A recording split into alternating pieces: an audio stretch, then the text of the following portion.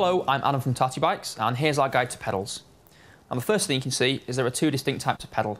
We've got cage pedal here and the platform pedal here. And we're just going to run through the differences between them and the advantages of each. So first up, the cage pedal.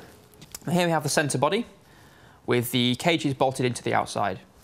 This one uses a standard steel axle with open bearings. These are user serviceable. If you add in wet and muddy conditions, they can get a bit gritty over time. So if you can afford to upgrade to the seal bearings, it's well worth doing so. The cages here have nice deep teeth, which is great for biting into obstacles, and also the gap between the two cages allows mud to fall through, which is great if you're riding in muddy conditions. Next up, the platform pedal. These ones have sealed cartridge bearings to keep them running nice and smooth for long periods of time, and the platform is also nice and large, so it's great for guys with big feet or if you want plenty of grip.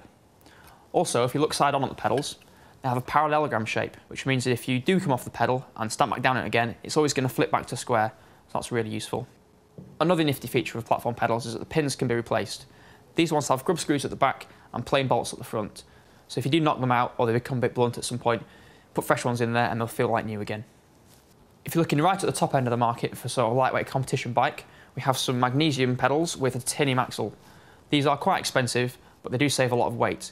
Just by changing the axle from steel to titanium, you'll save 20% of the overall weight of the pedal, which is pretty astounding. So just a few finer points to finish on. The first thing is that all the pedals and cranks we sell use a standard 9/16 of an inch thread. This means that they can all be fitted together successfully. The second thing is that all pedals have different threads. The right hand pedal uses a right hand thread, and that's screwed into the crank in a clockwise motion. The left hand pedal uses a left hand thread and needs to go in anti-clockwise. The third thing is that if you ever change either your cranks or your pedals, it's well worth making sure they're kept tight for the first few rides. It's surprising how quickly they can come loose, and also how much torque you need to keep the pedal in the crank. So that concludes our overview. If you need any more help, just give us a shout.